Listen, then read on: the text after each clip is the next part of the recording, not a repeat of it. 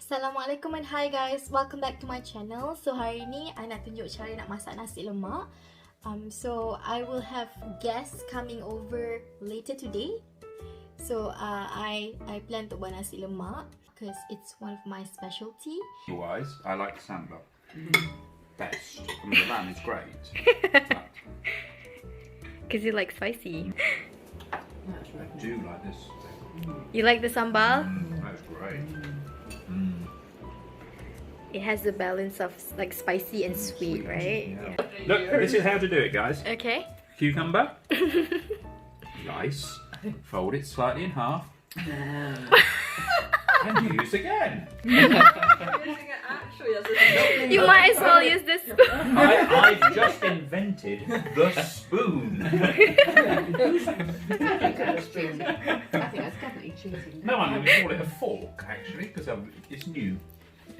So dulu masa I first buat nasi lemak, I selalu rasa macam demotivated sebab nasi lemak I memang tak menjadi. Selalu saya tak menjadi, dia asyik jadi jelata ataupun lambat gila nak masak.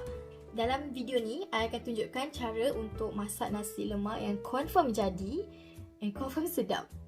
Let's get started. Okay, so ingredients dia, kita ada 4 cups of rice. And then daun pandan, hirisan halia, 1 sudu kecil garam. And then santan ni kita akan guna 2 cup santan. Lepas tu air pula kita akan letak 4 cups of water. So I have my cups over here.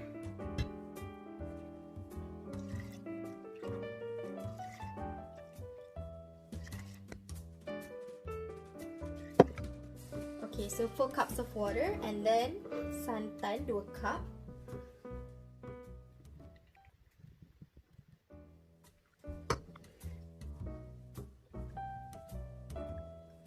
Actually, 1 tin ni cukup-cukup 2 cup santan. Okay, and then kita masukkan daun pandan. Cut sikit.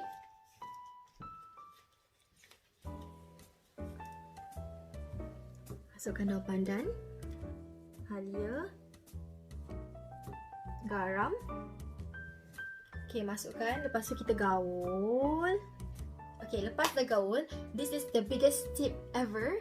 Ini memang petua yang paling penting sekali.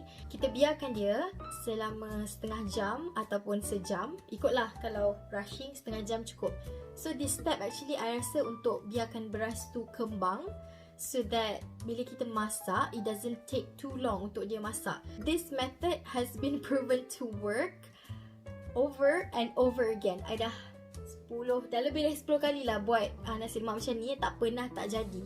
Confirm jadi. I buat kat Malaysia jadi, I buat kat sini pun jadi. So yeah, this is the secret, guys.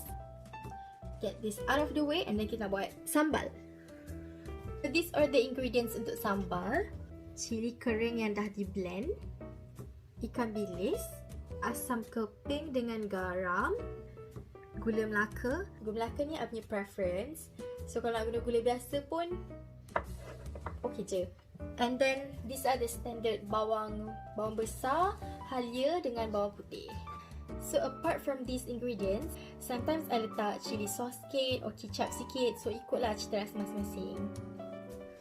Okay, first kita blend bawang dengan halia.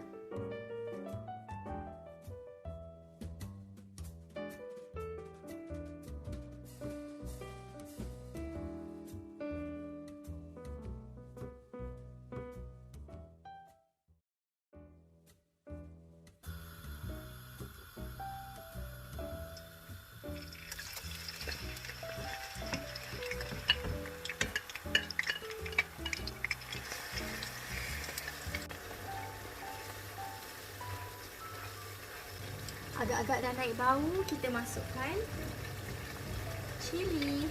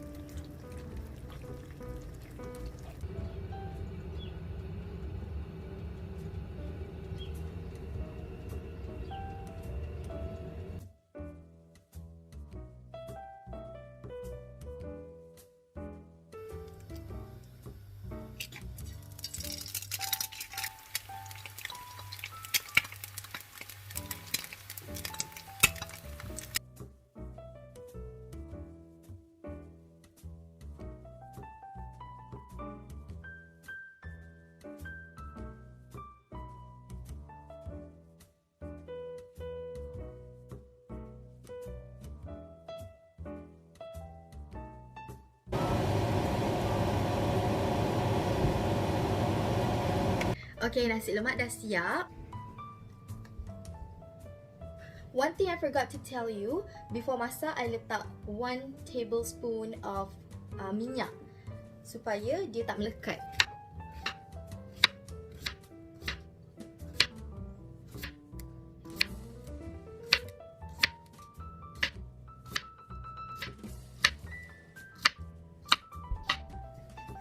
Okay guys, ni nasi lemak dengan telur. So, kena letak kita punya timun.